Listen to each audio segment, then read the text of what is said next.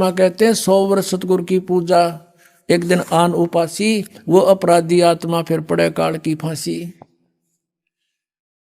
अब समाधान क्या हो, मेरे से फिर संपर्क साधा कि माँ भी दोबारा नाम ले, आगे गलती नहीं करे तो नाम दूंगा ना कति नहीं दूं। उनको फिर पक्का करना था मालिक ने, ये झटका दे के दोबारा उपदेश ले लिया उन सब परिवार ने। ये सन 1995 की बात है। आज 16 वर्ष हो गए उनके घर में, किसी प्रकार की कोई तकलीफ नहीं है। यहाँ आते हैं, पाठ करवाते हैं और सत्संग सुनते हैं, सब बच्चे स्वस्थ हैं। तो पुण्यात्माओं परमात्मा कहते हैं, संसारी दी गल्ला चिन्ह ना बूझे शब्द जो गहरे नू, ये मुर्दों से ती प्रीत लगावे न जाने सतगुरु मेरे नू। अब जो मर गए उनकी मंडी बना रखी गामा में, बाबा जी रहा करता, तपस्या करा करता है, और वह समाज पूजा करें हम। अरे भले आदमियों, कुछ तो दिमाग तो सोचो। जैसे कोई वैद्य था और वो नब्ज देख के दवाई बता देता था, रोगी स्वस्थ हो जाता था, बहुत अच्छी बात है।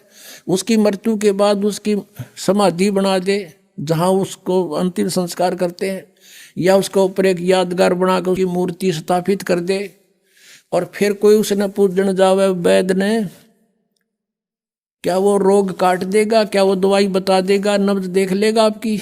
नहीं देख सकता।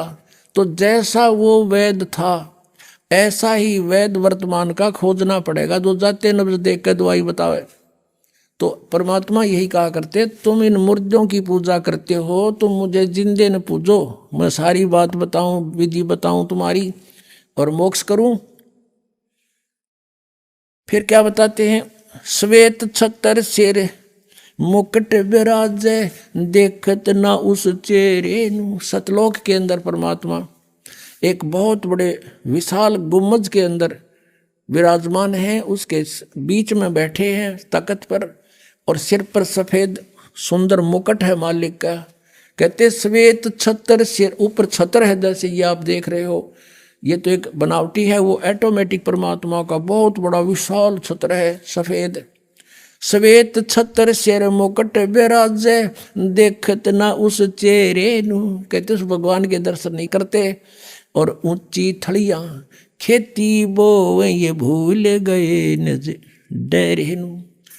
अब जैसे हम आन उपासना करते हैं, वो तो ऐसी साधना है जैसे किसान ऊंची थलियों पर, ऊंचे टीलों पर बीज बोकर खेती बो रखी हो उसने, और कभी वर्षा हो जाए तो 2 दाने हो सकते हैं, ना तो कुछ नहीं हो उसमें। और डहर वो होती है समतल जमीन उपजाऊ, उसको डहर बोलते हैं। झील होती है वो, झील का मतलब वहाँ पानी स्टैंड नहीं, खड़ा नहीं रहता, यानी ऊपर का वर्षा हुआ पानी भी उसमें आकर के सिंचाई का काम करता था। पहले पुराने समय की वाणी है ये। और उस डहर क्षेत्र में 1 एकड़ में 50 मन गेहूं हो, और ऊंची थलियां पर 2 धड़ी यानी 10 किलो भी ना हो मुश्किल थे, क्योंकि वो स्थान खेती करने का कोन्या। तो हम जो आन उपासना करते थे, उसको कहा है परमात्मा ने, तुम ऊंची थलियां खेती बोरे और भूल गए निज डेरे नू। अपने उस सर्व सुखदाई परमात्मा कबीर देव को तुम भूल चुके हो, और इन आन उपासना रूपी थलियों पर खेती बोए बैठे हो। इससे तुम निर्धन होते जा रहे हो। और फिर क्या बताते हैं, ये संसार समझदा नहीं, कहंदा श्याम दोपहरे रू। ओए होए, गरीब दास ये वक्त जाते है, रोवोगे इस पैरे रू। ये संसार समझदा नहीं, और कहंदा श्याम दोपहरे नू। यहाँ पर इतना कष्ट है प्राणी को पुण्यात्माओं, हम इसके आदी बन गए इस दुख के। और जब आपको सुख का जरा सा भी आभास हो जाएगा, फिर देखना। परमात्मा कहते हैं, सतलोक की तुलना में तुम ऐसे पड़े हो, इस काल ने आपको भांग प्या रखी है। कबीर ये माया अटपटी सब गट आन अड़ी, और किस किस ने समझाऊं, या कुआ भांग पड़ी।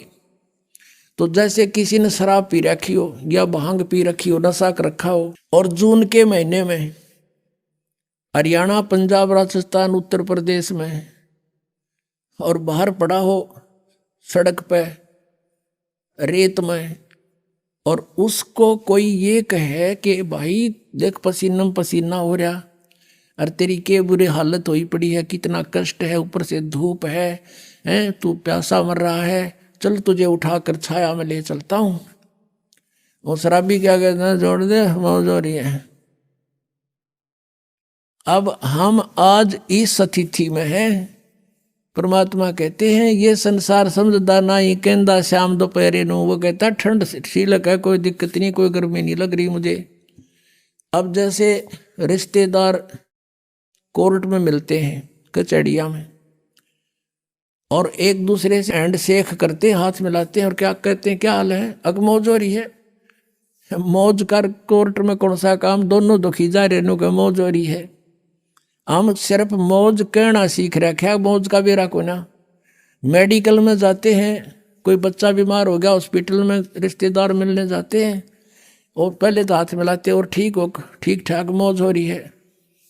और बच्चे क्या क्या हाल है, मरण हो रहा है, फिर मौज टट्टू होगी। बता, हम इसे कहते हैं ये संसार समझदा नहीं कहंदा श्याम दोपहरे नो।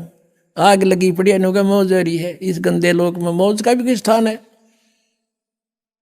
और कहते हैं परमात्मा, गरीब दास ये वक्त जात है, रोवोगे इस पैरे नू। ये समय आता छूट गया ना, ये भगवान का ज्ञान और ये भक्ति, और चले गए यहाँ से, बीच में भक्ति नहीं करी। कहते हैं इस समय न रोया करोगे, हाथ नहीं आओगा फिर मनुष्य जीवन तुम्हारे। और फिर कुत्ते बन कर गलियां में आपने देखे होंगे, रात के समय सर्दी से पीड़ित होकर के, और कुत्ते रात में फिर कैसे रोते हैं, कई बार देखा हुआ आपको। क्योंकि अब तो हम मनुष्य हैं, हम और मनुष्य भी दूसरे टाइप के हो गए, भक्तिहीन हो गए हमने किसी के प्रति रहम नहीं आता। अब इस ज्ञान की रोशनी से आपकी आत्मा इतनी निर्मल हो जाएगी, कभी ऐसा कोई दुखी प्राणी दिखेगा, आपकी आत्मा रोएगी कि सचमुच यहाँ इतना कष्ट है प्राणी को। क्योंकि आपका नशा उतर जाएगा उस ज्ञान से, एंटीबायोटिक खाने से। तो कुत्ते ऊपर न मुंह करके करते हो, ई वो करें जाइब क्या है। अब तो कहते हैं परमात्मा, गरीब दास ये वक्त जात है, एक बार हाथ से ये छूट गया शरीर और ये भक्ति बनी नहीं, तो रोगे इस पैरे नो। इस समय को याद करके रोया करोगे। फिर परमात्मा की पहचान बताई है, मैं तो दे दी है बाल याणे नू, मैं तो दे दी है बाल याणे नू, मैं तो दे दी याणे नू, मैं तो दे दी है बाल याणे नू। गीता और भागवत पढ़े ना बूझे शब्द ठिकाने नू। गीता और भागवत पढ़े ना बूझे शब्द ठिकाने नू। मन मुथरा दिल द्वारका नगरी, तू क्या करे बरसाने नू। अब क्या बताते हैं, श्रीमद् भगवद गीता पढ़े और हरे राम हरे कृष्ण श्री राधे राधे राधे श्याम मिला दे, ओम नमः शिवाय, ये गीता में कई मंत्र हैं। कहते हैं गीता और भागवत पढ़े न बूझे शब्द ठिकाने नू।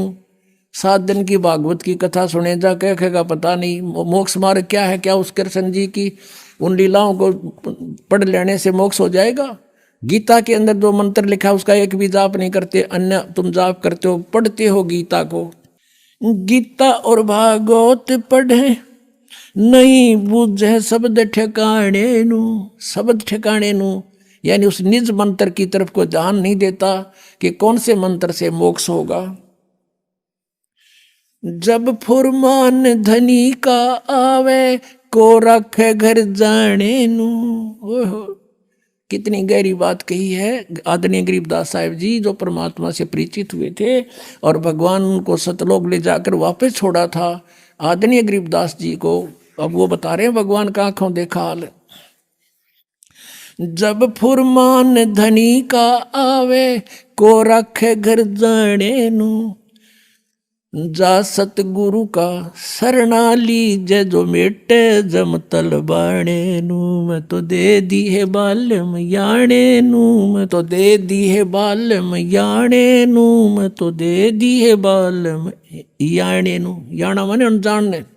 अब क्या बताते हैं, जब फुरमान धनी का आवे, जब आपका समय पूरा हो गया, आपका जीवन समाप्त हो गया, फिर आएगा आदेश ऊपर से कि उठाओ इसको, यहां से ले चलो, निकाल लो शरीर से। कहते फिर कौन रोके घर जाने नू। और फिर क्या बताते हैं, जा सतगुरु का शरणा लीजे जो मिटे जम तल बाणे नू, कि उस सतगुरु की शरण में आ जाओ जो उस काल के दूतों को कह दे भाग जा तू यहां से। हमने इसकी आयु को एक्सटेंड कर दिया। जम जो राजा से डरे ये मिटे कर्म के लेख, अदली असल कबीर हैं ये कुल के सतगुरु एक। काल डरे करतार से जय जय जय जगदीश, ये जोरा जोड़ी झाड़ता पगर्द डारे शीश। परमात्मा क्या बताते हैं, काल जो पीसे पीसना, ये जोरा है पनिहारे, ये दो असल मजदूर हैं मेरे सतगुरु के दरबारे। अब आदरणीय गरीबदास साहिब जी परमात्मा के सामर्थ्य से परिचित हुए, तो उन्होंने कहा है कि ये काल तपी से पीसना, ये 21 ब्रह्मांड का स्वामी ब्रह्म कबीर परमात्मा का नौकर है समझो। और जोरा है पनिहार या मौत, कहते हैं ये तो परमात्मा का पानी भरती है, नौकरानी है उसकी। उसके जैसे उसके आदेश बिना ये कहते कदम नहीं उठा सकती। काल डरे करतार से, करतार कौन, कबीर इज गॉड।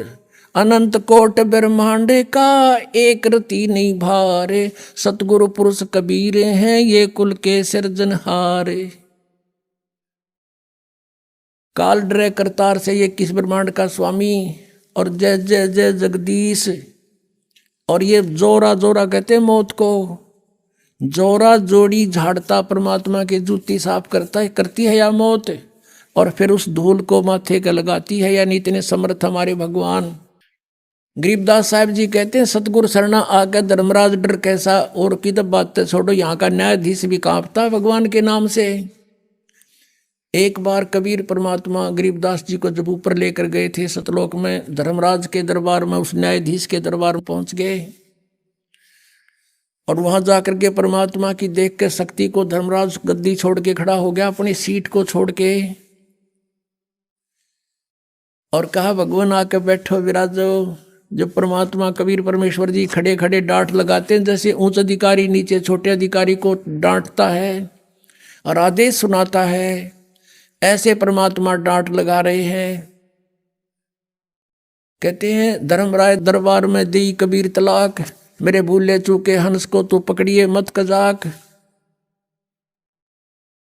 अब धर्मराज ने बोला है भगवान मेरी मजबूरी है, मेरे जैसे आपकी शरण में आने से पहले इसने बहुत से पाप किए होते हैं, उनका भोग तो मैंने देना पड़ता है प्रभु। तो परमात्मा क्या कहते हैं, कर्म भरम ब्रह्मांड के मैं पल में कर हूं नेस, और जिन हमारी दुहाई दी सो करो हमारे पेश।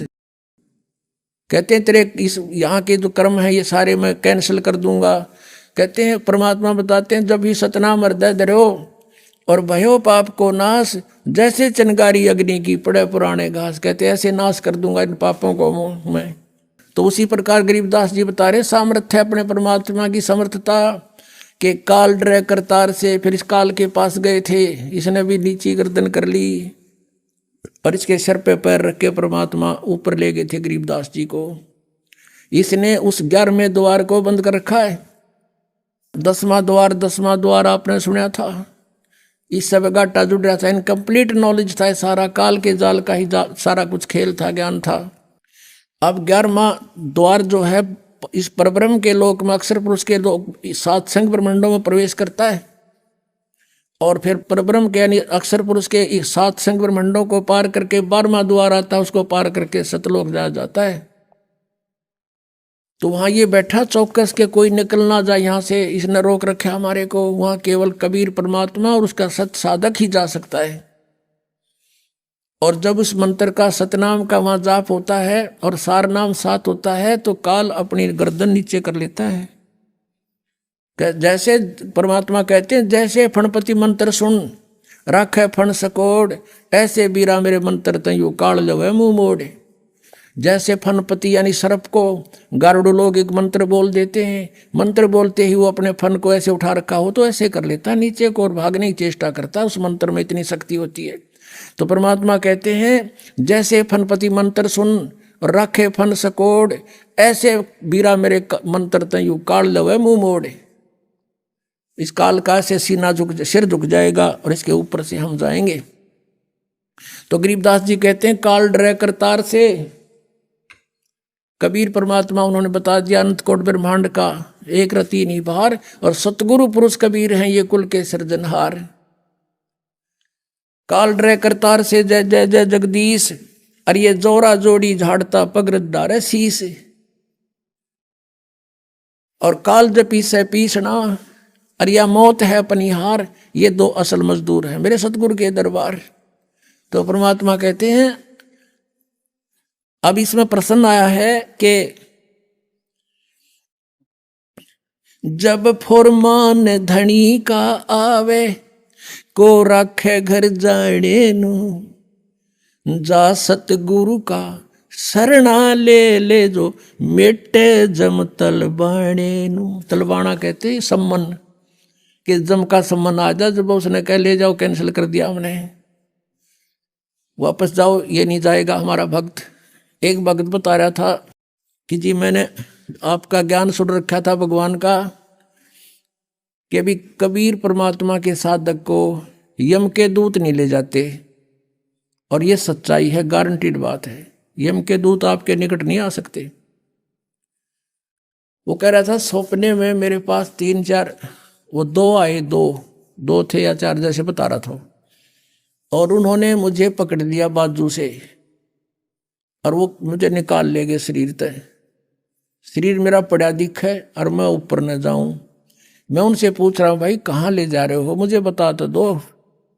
कहने लगे आजा तुझे बताएंगे, धर्मराज के दरबार में पता चलेगा और वहां तेरा लेखा जोखा होगा और फिर बताओगे कहाँ ले जाते हैं तुम्हें। वो कहने लगा, फिर मेरा याद आई कि भी तुम कौन हो, यम के दूत हो तुम, अकोर तुम न के दिखे हम। उसने सोचा भाई यम के दूत तो हमें नहीं ले जा सकते, क्योंकि हम तो भगवान के भक्त हैं, कबीर परमेश्वर के। तो इतना बात सुनकर मैं उनके साथ गुट्टम गुट्टा, देख वो मेरा मारे मैं उनका मारूं, घनी आन होगी। इतने घसीटते तो मुझे ले गए निकट धर्मराज के दरबार के, और वो न्यों कहे भाई तुम नहीं ले जा सकते, हम तो भगवान कबीर साहब के भगत हैं। तो उनमें तो एक भेजा उन्हें, भाई तुम पूछता कहते हम पट्टा खाम खा, ये इतना कॉन्फिडेंसली कह रहा है, तू पता कर क्या धर्मराज तय।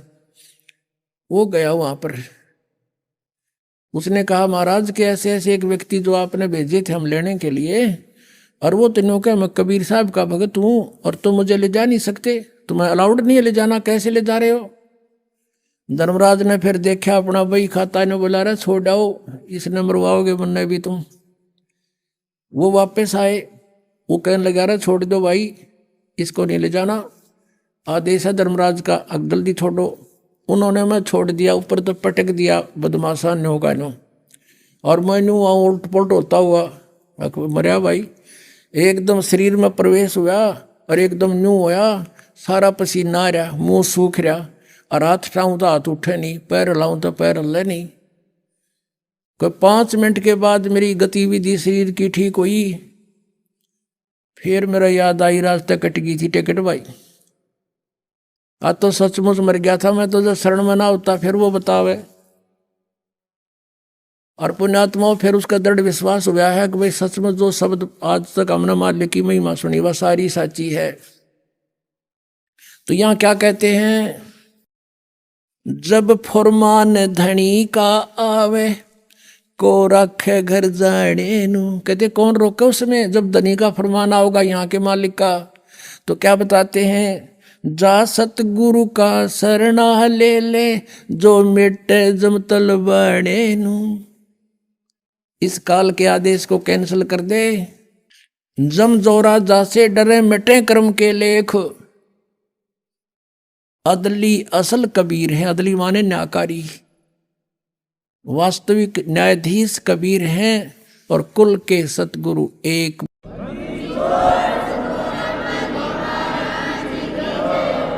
परमपिता परमात्मा पूर्ण ब्रह्म सर्वसृष्टि रचनहार कुल मालिक कबीर परमेश्वर जी, ये हमारे परम पिता हैं, ये सारी सृष्टि के रचने वाले हैं। ये वही परमात्मा हैं जिनका वेदों और गीता में एक विशेष प्रकरण है कि परम अक्षर ब्रह्म परमात्मा, परम अक्षर ब्रह्म जो शक्ति है वही पाप नाशक है, वही हमारा जनक है, वही हमारे काल के बंधनों का नाश कर सकता है। उसी परमात्मा की भक्ति करनी चाहिए। पुणात्मा, उस परमेश्वर ने स्वयं आकर के हमें ज्ञान दिया है कि तुम यहाँ के वासी नहीं हो, आपका यहाँ ठौर ठिकाना नहीं है। और जिन पुण्यात्माओं को परमात्मा आकर के मिले, उनको समझाया, उन्होंने परमात्मा को पहचाना, फिर उन महापुरुषों ने भी परमात्मा द्वारा प्राप्त उस ज्ञान का ढोल पीटा कि कबीर इज गॉड। हम सुल्तानी नानक तारे दादू को उपदेश दिया, जात जुलाहा भेद न पाया, काशी माहे कबीर हुआ। ये दानक रूप में, जो जुलाहा रूप में परमात्मा बनारस में भारतवर्ष की पावन धरती काशी शहर के अंदर 120 वर्ष रहे, सह शरीर आए थे, सह शरीर चले गए, क्योंकि ये वो परमात्मा है जो अजन्मा है, किसी माँ से जन्म नहीं लेते। उस परमेश्वर ने हम सबकी रचना की है और जिन महापुरुषों को वो मिले उन्होंने उस परमेश्वर की महिमा बताई है। अनंत कोट ब्रह्मांड का एक रति नहीं भारे, सतगुरु पुरुष कबीर हैं ये कुल के सिरजनहार। पुण्यात्मा, मनुष्य जीवन बार बार प्राप्त नहीं होता, और मनुष्य जीवन पाकर जो नहीं रटे हरि नाम, जैसे कुआ जल बिना फिर बनवाया क्या काम। परमात्मा ने आके हमें चेताया है कि तुम इस मनुष्य जीवन को इस काल प्रेरणा से केवल यहाँ इस संसारिक भौतिक सुखों को संग्रह करने पर ही व्यर्थ कर जाते हो, और जिस संपत्ति को सारा जीवन जोड़ते हो, इकट्ठा करते हो, कोठियां बनाते हो, बैंक बैलेंस बनाते हो, ये तुम्हारा नहीं है, तुम्हारे साथ इस काल ने धोखा कर रखा है। पहले तो हमें यही समझ में नहीं आई कि ये काल कौन है। फिर परमात्मा ने जो सृष्टि रचना सुनाई तो वो हमारी बुद्धि में प्रवेश नहीं हुई, वो हमारे गले नहीं उतरी, क्योंकि हमने वो लोक वेद सुन रखा था। तो अभी तक ये समस्या हमारे सामने रही कि हम परमात्मा को परमात्मा स्वीकार नहीं किया, और जो ईश नहीं थे, जो भगवान नहीं थे, हमने उनको भगवान मान लिया। आप जी ने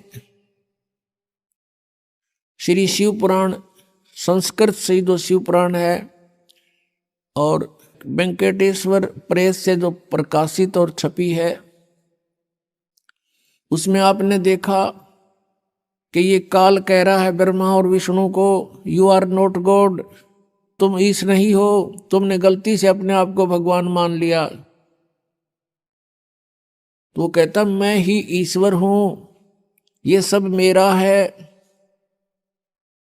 यहां परमात्मा कहते हैं, स्वयं आकर के बताया है, और जिन महापुरुषों को वो मिले हैं उन्होंने उस परमात्मा की गवाही दी है।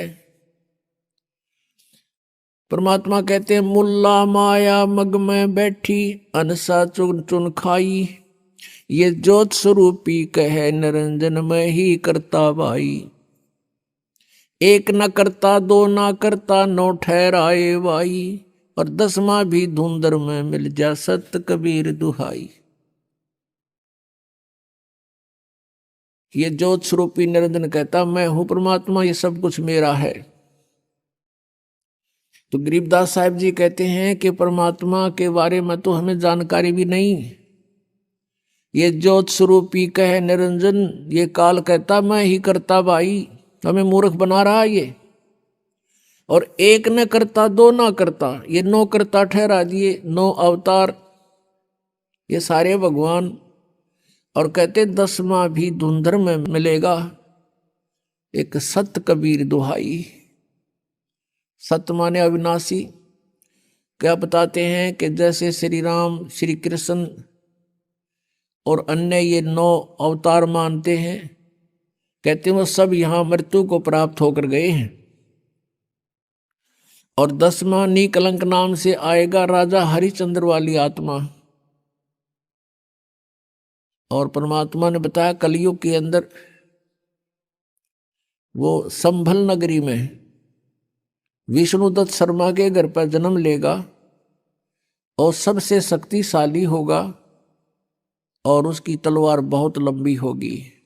उस समय सभी व्यक्ति कृतघ्नी हो जाएंगे, कोई भी आन कान रह नहीं, मांसाहारी प्राणी होंगे, सब पाप आत्मा हो जाएंगी। उनको फिर वो 10वां अवतार काटेगा, सबको अपनी तलवार से नाश करेगा, जैसे परशुराम जी ने अक्षत्रियों को नाश किया था। अब यहाँ परमात्मा के विधान में और इस काल के विधान में बहुत अंतर है। जिसमें प्राणी अकर्मी हो जाते हैं, अधर्मी हो जाते हैं, जैसे अक्षत्रिय लोग यानी राजा लोग और राजा के दरबारी लोग, ये अधर्मी हो गए थे, इनके कोई आन कान नहीं रही थी। उस समय काल प्रेरणा से परशुराम जी का जन्म हुआ। परशुराम जी ने फिर उन दुष्टों को सबको काटा, मार डाला। अब ये विधान है इस काल का कि निकम्मों को ऐसे सेट करना है। और परमात्मा का विधान है कि किसी बुरी आत्मा हो, अब वो अज्ञान से बुरी होगी और इस तत्व ज्ञान से वो ठीक हो जाएगी। तो परमात्मा का विधान है कि सारे निकम्मा आदमी हो उसको सत्संग सुनावे, तत्व ज्ञान से परिचित करावे, फिर अपने आप उसको विष दिखाई देगा, वो सब बुराइयों से बचेगा। लेकिन काल उस तत्व ज्ञान को नहीं चलने देता, उसको डर बना रहता है कि इससे परिचित होने के बाद प्राणी यहां नहीं रहेगा। इसलिए वो लोकवेद सुनाता है, अपने दूतों को भेजकर सारी जनता को भ्रमित करवाता है, और जिसका अभी तक हम दुष्परिणाम भोग रहे हैं। अब 10वां अवतार जो आएगा, अब राजा हरिश्चंद्र की आपने कथा सुनी हो, वो कितने पुण्य आत्मा थे, कितने धर्म आत्मा थे, और किस प्रकार वो अपनी मर्यादा का पालन करने वाले थे। बच्चे को भी बेच दिया, पत्नी को भी बेच दिया, आप भी बिक गया, लेकिन अपना सत नहीं छोड़ा। वो अब स्वर्ग के अंदर विद्यमान है, वो राजा हरिश्चंद्र वाली आत्मा। कुछ पनों को तो वहां नाश करवा दिया उसका स्वर्ग में, और फिर उसको श्रृंगार कर भेजेगा, 10वां अवतार बनाओगा, और उसकी क्या ड्यूटी लाओगा काल के इन सब को काट दे, जितने भी प्राणी बकवादी हो गए उस टाइम, एंड ऑफ द कलयुग। अब वो आवेगा, सबको काटेगा, मार डालेगा, जो निकम्मे अच्छी आत्माओं को छोड़ देगा। उस समय जिनमें जरा सी भी धार्मिकता शेष होगी उनको नहीं मारेगा। ये विधान रहा परमात्मा का, कितनी आपदाएं आवे लेकिन भक्तों का नाश होया नहीं करता। और फिर उसके वो बैड अकाउंट में लिख दिए जाएंगे, जितने जीव हिंसा वो करेगा। अब उसको फिर यहां से पापों से लाद के भेजेगा, और यहां उसकी महिमा हो जाएगी जैसे रामकृष्ण की होगी। रामचंद्र जी ने बाली मारा था, सुग्रीव का भाई, और उसका भी बदला देना पड़ा। श्री कृष्ण रूप में उस बाली वाली आत्मा ने श्री कृष्ण जी के पैर में तीर मार कर वध किया। तो ये तो एक प्रत्यक्ष प्रमाण है कि किए का कर्म का दंड न भोगना पड़ेगा। तो बिना ज्ञान के ये सब ऐसी व्यवस्था है, जो परमात्मा से परिचित प्राणी हो जाते हैं वो इस काल के जाल में नहीं आते, अपना कल्याण करवा लेते हैं। तो क्या बताते हैं परमात्मा कि हम उनकी पूजा करते रहे जो भगवान नहीं थे, जो हमें कोई लाभ नहीं दे सकते थे, हमारे पापों का नाश नहीं कर सकते थे, हमें काल के जाल से नहीं छुड़वा सकते थे। तो वो ज्ञान उस परमेश्वर ने स्वयं आकर के देना पड़ा। और जैसा कि आपने वेदों में पढ़ा कि वो परमात्मा अपने तीसरे मुक्ति धाम में रहता, सतलोक के अंदर। अब तीसरा मुक्ति धाम कैसे है? 21 ब्रह्मांड का एक ग्रुप है, एक समूह है, ये काल का लोक कहलाता है, सरपुरुष का। और 7 संग ब्रह्मांड का एक अलग द्वीप है, उसके अंदर ये स्टेट समझ लो अलग अलग, वो दूसरा लोक है, दूसरा द्वीप है। और तीसरा सतलोक है उसके निकटतम। तो तीसरे धाम में रहता वो परमात्मा, मुक्ति धाम में, सतलोक में। और वहां से गति करके, वहां से बहुत तेज स्पीड से आता है, अच्छी आत्माओं को मिलता है।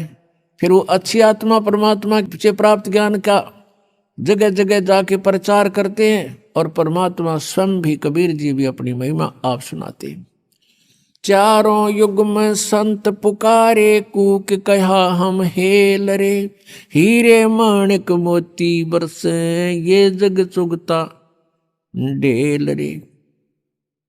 परमात्मा ने जो ज्ञान बताया कि तुम यहाँ के रहने वाले नहीं हो, आप यहाँ के वासी नहीं हो, और जिस संपत्ति के लिए आप सारा जीवन न्यौछावर कर देते हो, या संपत्ति आपकी नहीं है, काया तेरी है नहीं, ये माया कहाँ से हो, चरण कमल में ध्यान रखो, तुम इन दोनों को खो। ये माया करतारे की तू अपनी कह गंवारे, दो जग धक्के खावेगा या नाहक बह बेगारे। सर्व सोने की लंका होती रावण से रणधीरम, एक पलक में राज बिराजी जम के पड़े जंजीरम। मन तू सुख के सागर बसरे, भाई और न ऐसा यसरे। सर्व सोने की लंका थी, रावण से रणधीरम, एक पलक में राज बिराजी और जम के पड़े जंजीरम। अगम निगम को खोज ले, बुद्धि विवेक विचारे, उदय अस्त का राज मिले, तो बिन नाम बेगारे।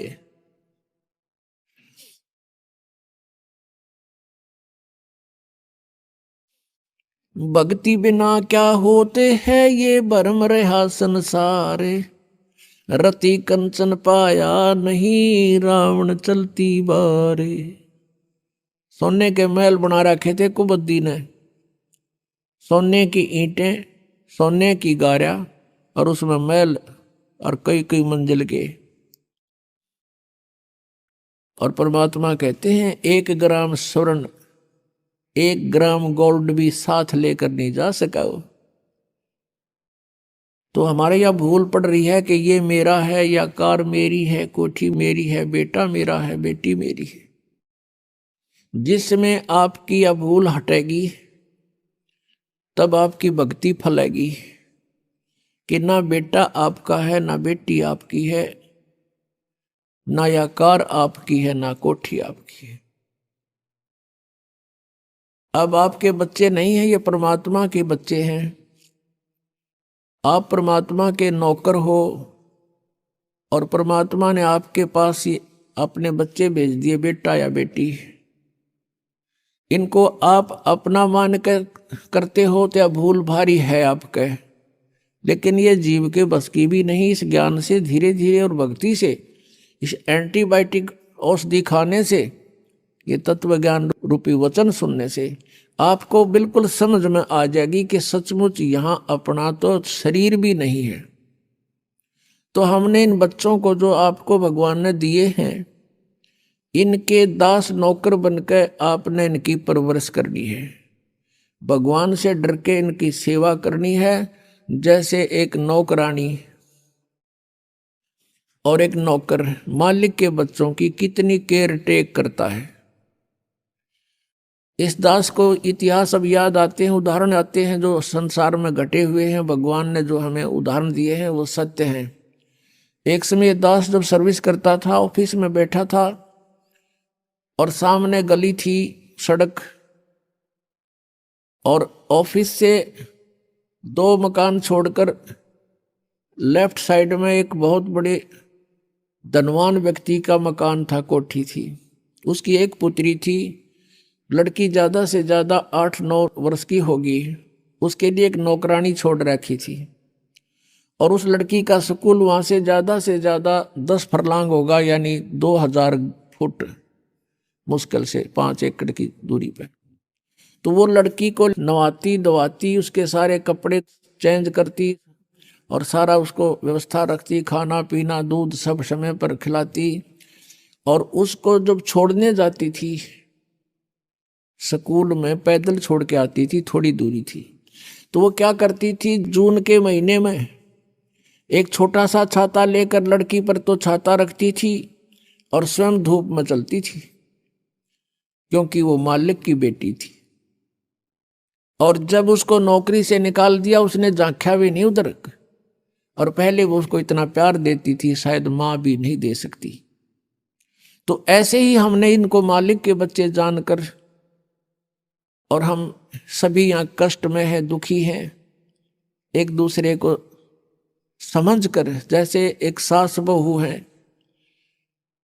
और सास बहू का कहते हैं कुत्ते बिल्ली वाला बैर हो जाता है। ऐसा क्यों है? बिना ज्ञान के गाटा जुड़ रहा है। और फिर कहते हैं जैसा दर्द आपने हो ऐसा जान बिराने। अब जैसे घर का मुखिया है, सास है, उसके अधीन पुत्र वधू है, अब उसके साथ दुर्व्यवहार करेगी तो उसकी आत्मा रोएगी, बोल सकती नहीं। तो वो आत्मा की जो पुकार है वह भगवान के दरबार में डिपॉजिट होती है और उसका प्रतिफल बहुत भयंकर होता है।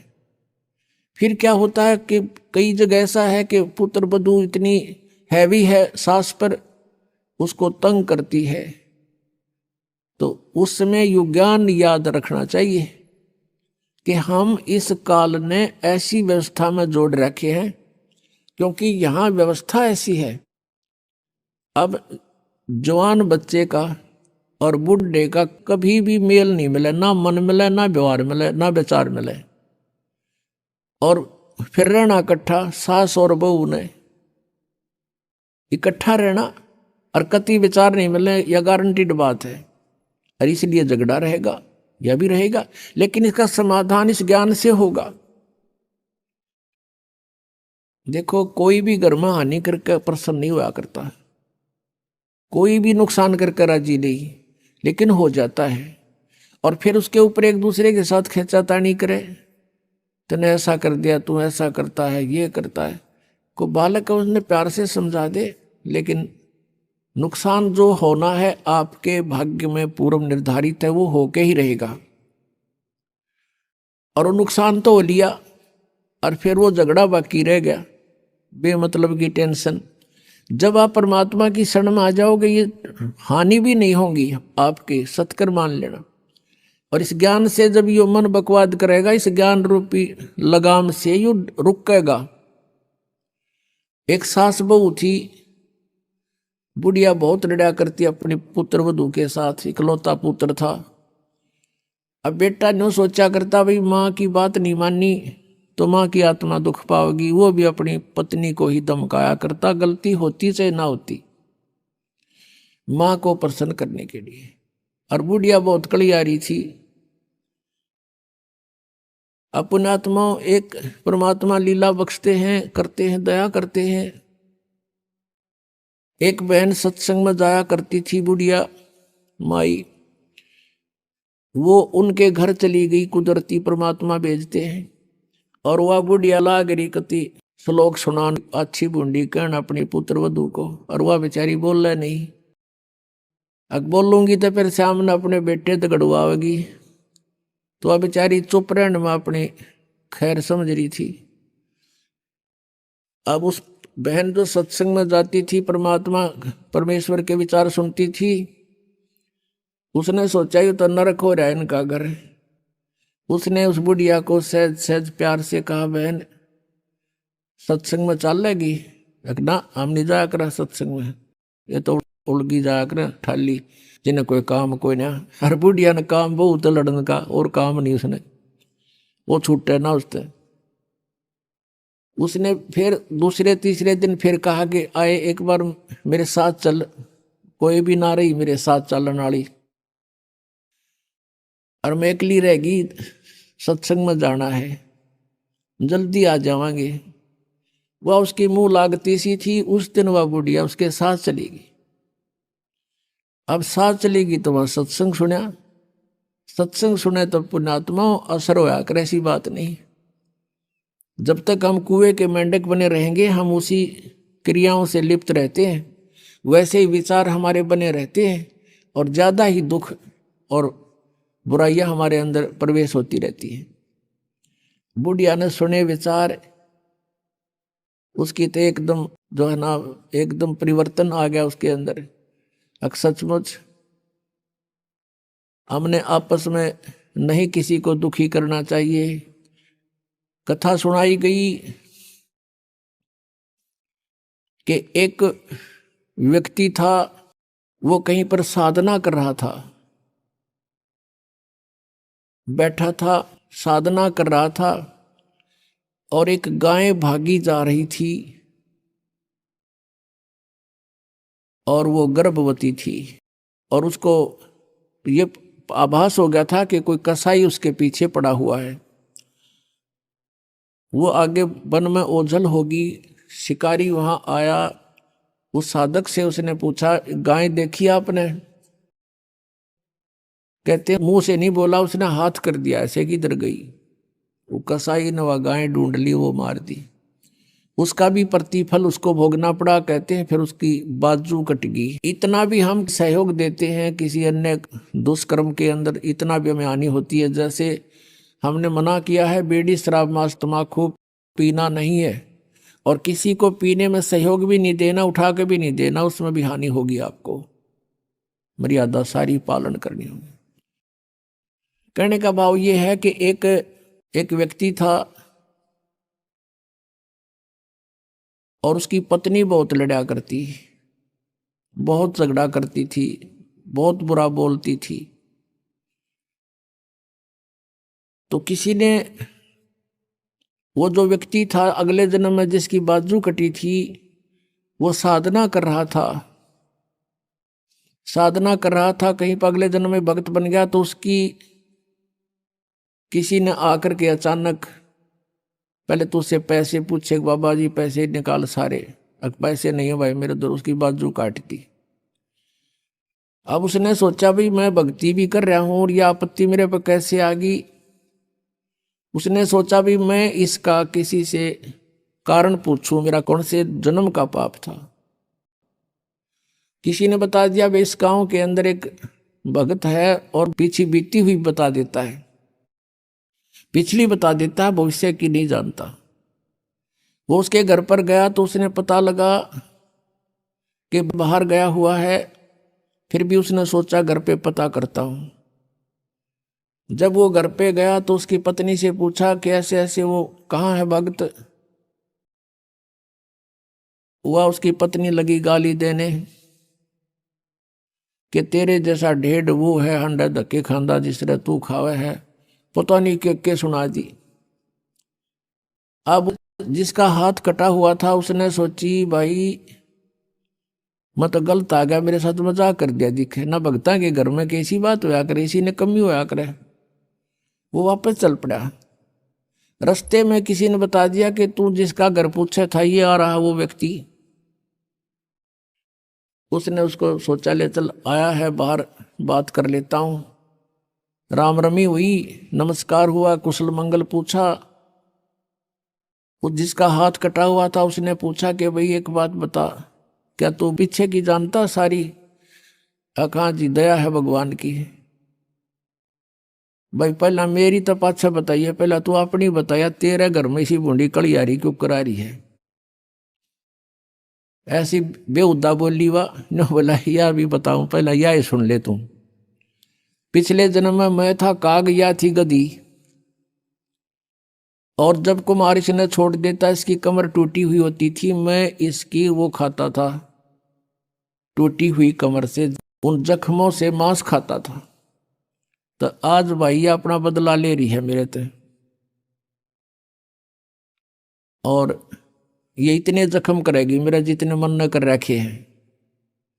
तब उसने पूछा भी फिर मेरा हाथ क्यों कर कटा, मैं तो भगत आदमी, और यू कैसे जुल्म हुआ मेरे साथ? उसने बताया कि पिछले जन्म में भी तू भगत था, और तूने एक गाय के कटने में सहयोग दे दिया, तूने न्यू हाथ कर दिया कि इधर गई, बोला नहीं तू ऐसे गई, इससे तेरा हाथ कटा।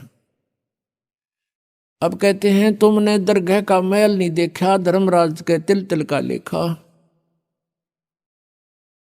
अब इस तरह कहते तुम एक दूसरे को सताओगे तो तुम्हें आगे फिर दंड भोगना पड़ेगा। वह बुढ़िया के बाद समझ में आएगी अकबर ने तो जुल्म कर दिया। उसके बाद अपनी पुत्र वधू को वो बिल्कुल शांत रहे, बोले नहीं फालतू। सत्संग में ये भी सुनाया गया कि जो कुछ हानि होनी है वह तो हो चुकी, और पाछा वो खाम खा महाभारत बनाने की कोई आवश्यकता ही नहीं। वो तो दूना दुख पैदा करने वाला वो वस्तु आवे नहीं वापस,